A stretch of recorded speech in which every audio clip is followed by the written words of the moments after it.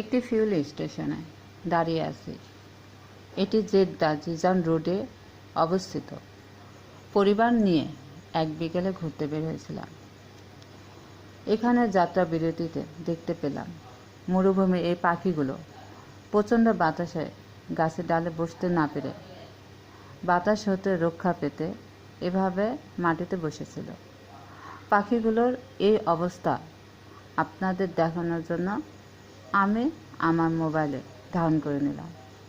আপনাদের যদি ভালো লাগে তাহলে লাইক ও শেয়ার করবেন প্লিজ।